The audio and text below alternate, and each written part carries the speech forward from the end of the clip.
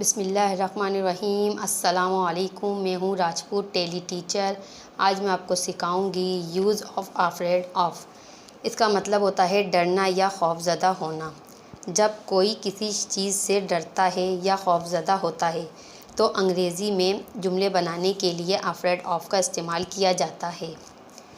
इसका फार्मूला होता है subject plus is am are, जिसे हम बी वर्ब भी कहते हैं, plus afraid of plus verb ING plus object. ठीक है, अफ्रेड ऑफ के बाद आप वर्ब आईएनजी भी लगा सकते हैं या अफ्रेड ऑफ के बाद आप टू लिखकर वर्ब की फ़र्स्ट फॉर्म भी लगा सकते हैं। वर्ब आईएनजी की बजाय अफ्रेड ऑफ के बाद आप टू लिखकर टी और टू लिखकर वर्ब की फ़र्स्ट फॉर्म भी लगा सकते हैं। अगर आप टू नहीं लिखेंगे तो आप वर्ब आईएनजी लगाएंगे, तो ये वर्ब की फ़र्स्ट फॉर्म के साथ आईएनजी लगेगी। चलें, पहला हमारा सेंटेंस है, मुझे अंधेरे से डर लगता है। I am afraid of darkness. मुझे अंधेरे में चलने से डर लगता है। ठीक है, पहले क्या बनाया हमने, मुझे अंधेरे से डर लगता है। अब है मुझे अंधेरे में चलने से डर लगता है। I am afraid of walking in darkness. ठीक है, यहाँ आईएनजी आ गई, वर्ब की फ़र्स्ट फॉर्म के साथ आईएनजी आ गई। अगर आप चाहें अफ्रेड ऑफ के बाद टू लिखकर आप जो है वॉक भी लिख सकते हैं। मतलब इस तरह, अगर आप ये चाह रहे हैं कि वॉकिंग नहीं लिख रहे आप, तो टू लिखकर अफ्रेड ऑफ के बाद टू लिखकर आप वॉक भी लिख सकते हैं। ठीक है, इसका मतलब भी यही होता है, मुझे अंधेरे में चलने से डर लगता है। I am afraid of walking in darkness या I am afraid of to walk in darkness. Clear. अगर टू लगा दिया तो वर्ब की फ़र्स्ट फॉर्म आती है, और अगर टू नहीं लगाना, अफ्रेड ऑफ के बाद डायरेक्ट वॉकिंग लिखना है तो फिर टू नहीं आएगा। ठीक है, अगर वॉकिंग नहीं लगाना तो अफ्रेड ऑफ के बाद टू वॉक लिख सकते हैं। क्लियर। चलें, अब नेक्स्ट देखते हैं। अब हम नेगेटिव बनाएंगे, मुझे अंधेरे में चलने से डर नहीं लगता। I am not afraid of walking in darkness. Be verb के बाद क्या आया, हमने नॉट लगा दिया। मैं गाड़ी चलाने से डरता था। ठीक है, पास्ट की बात हो रही है, तो अब हम एम की जगह क्या लगा देंगे, आई के साथ वॉज लगा देंगे। I was afraid of driving a car. मैं गाड़ी चलाने से नहीं डरता था। I was not afraid of driving a car. क्या आप गाड़ी चलाने से डरते थे। Were you afraid of driving a car.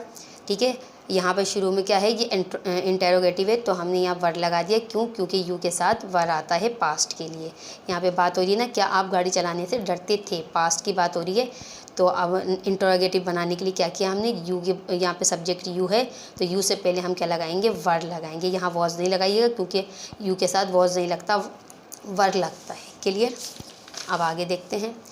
मैं अपने उस्ताद से डरता हूँ। I am afraid of my teacher. ठीक है, वो भूत से डरते हैं। They are afraid of ghost. Ghost बोलते हैं भूत को। वो ऊंचाई यानी या बुलंदी से डरती है।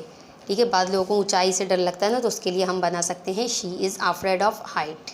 अगर लड़की है तो she is afraid of height, लड़का है तो ही इज़ अफ्रेड ऑफ हाइट। वो ऊंचाई से डरता है। वो सांप से डरता है। He is afraid of snake. ठीक है,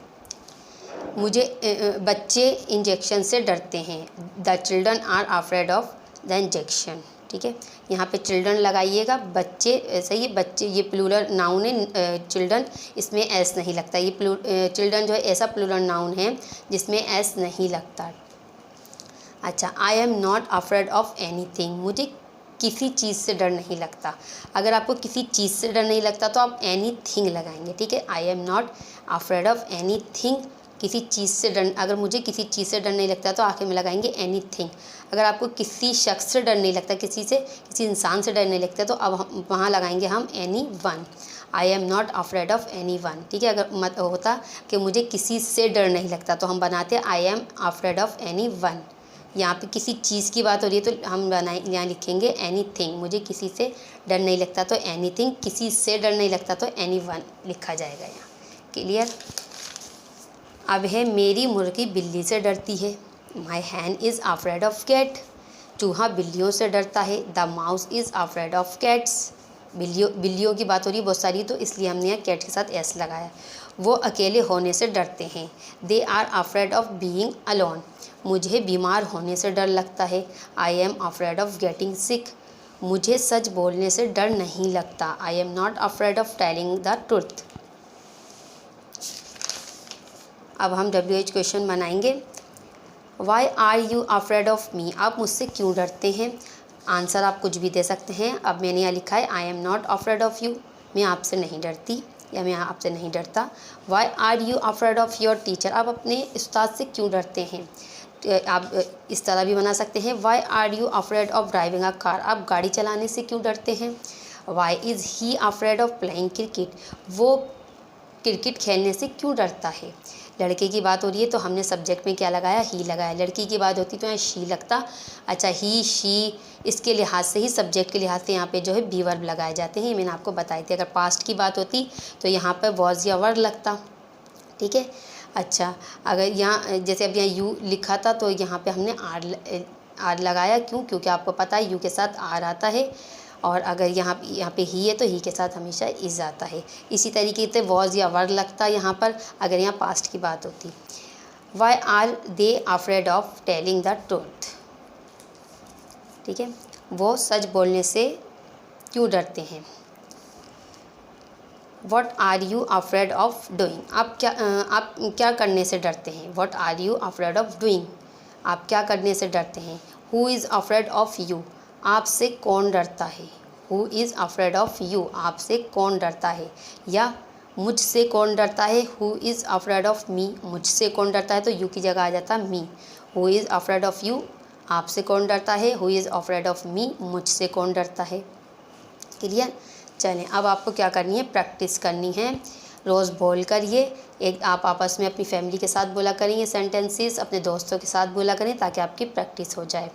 सबसे पहले, ठीक है, सबसे पहले आपको क्या करना है कि जो मैं जो सिखाती हूँ ना सेंटेंसेस, पहले तो आप इसकी प्रैक्टिस किया करें, फिर इसके बाद जो है आपको ख़ुद बनाने हैं और आपस में प्रैक्टिस करनी है। चलें, मुझे यकीन है आपको आज की वीडियो अच्छी तरह समझ आ गई होगी। अगर आपको हमारी वीडियो पसंद आए तो हमारी वीडियो को लाइक ज़रूर कीजिएगा। इसके अलावा अपने दोस्तों के साथ शेयर ज़रूर किया करें ताकि आपके दोस्त भी हमारी वीडियो से फ़ायदा हासिल कर सकें। हमारे चैनल को सब्सक्राइब भी कर लें ताकि नई आने वाली वीडियो आप तक इजीली पहुंच सकें। आखिर में अपनी वीडियो का इख्तिताम एक अच्छी बात के साथ करेंगे कि हमेशा अपने उस्तादों का एहतराम करते रहिए ताकि आपके इल्म में इजाफ़ा होता रहे। अगली वीडियो में नए टॉपिक के साथ फिर मुलाकात होगी। जब तक के लिए अल्लाह हाफिज़।